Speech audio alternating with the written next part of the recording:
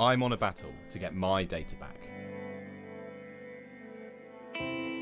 Hi there, can I make a subject access request under GDPR, please? A subject access request, did you say? Yes, to exercise my right to be informed about all data which is held on me.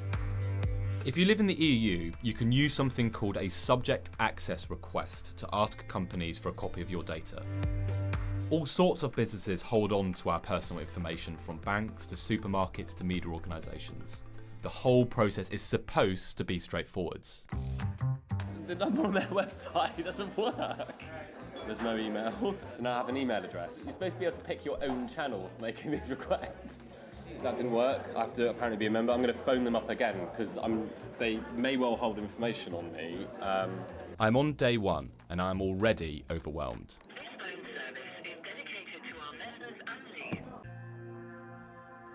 And these are only the businesses I directly work with. Most people don't realise how companies that you've never heard of have bucket loads of information about you. Every click you make, and even not make, may be recorded and shared.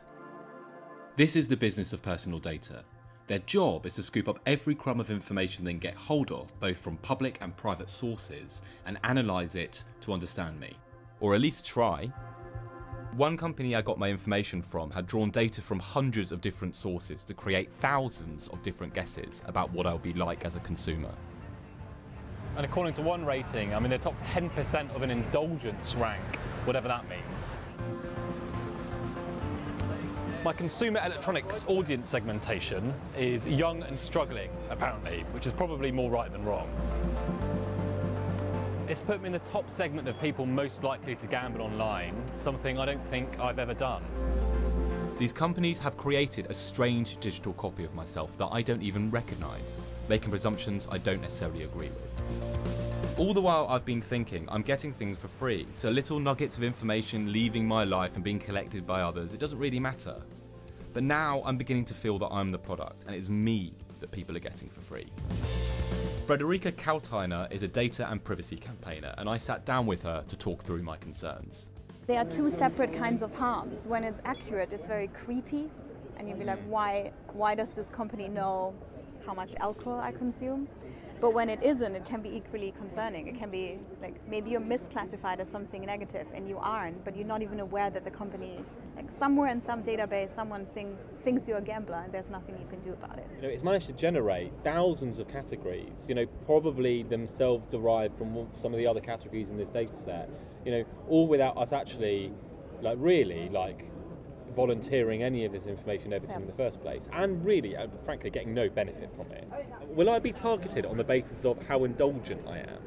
Yes. When data brokers offer these categories, they offer them because somebody is demanding them. It's a product that they're selling. And all of these categories are categories that marketers, local authorities, whoever they sell data to, want or demand.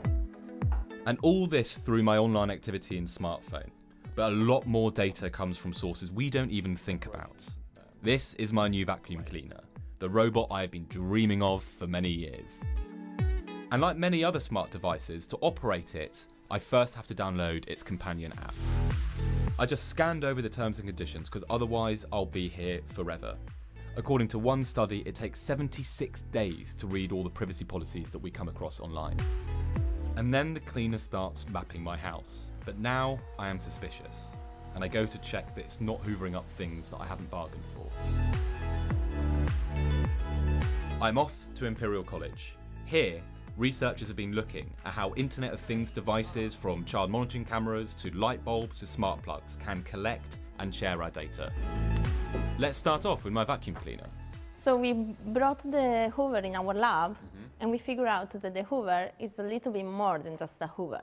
And we analyzed the Wi-Fi data, and we saw that the Hoover is sharing the floor maps with some server in China. So your information is not going just to the manufacturer, but also some other support services. Based on this privacy policy, the company is entitled to share that with third parties if it saw a benefit in doing so.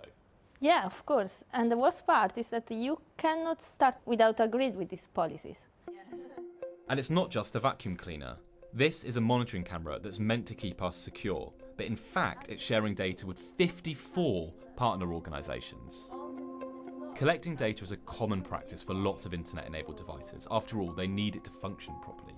But there is very little transparency, so we have no way of knowing how much the device needs itself to work and how much is being given away.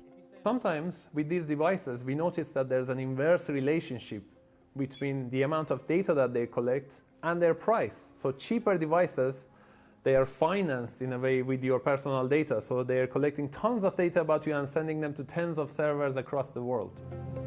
It's really strange how actions that you think are really trivial, switching on a light, switching on a smart plug, changing the volume on your television set, or of course cleaning your floors, can actually be telling so much about you to companies that you are not even aware of. Stop tracking me. GDPR says it doesn't matter where the company is based or product is made, you still have the right to your information. But if you don't know who to ask, how can you ask? I spent over a month making requests from 80 companies, and around a dozen have replied. So this is what it actually looks like to get your data back. I'm probably 100 emails deep now, and yesterday by recorded delivery, this slightly crumpled white envelope turns up at my front doorstep. So thank you very much, GDPR. I've got my data back now. And it is in huge quantities. So if I was to print out all the data which I've currently got, well, this is 1,000 sheets of paper. I would need 7 stacks of this if I was to print out all of it. For all its faults, I have no doubt, GDPR is the first step in the right direction. But I fear ultimately we, the users, will be the real instigators of change. Until we demand it, we are accepting to carry on living within a system that we know precious little about, but that certainly knows a lot about us. That was Carl Miller on a very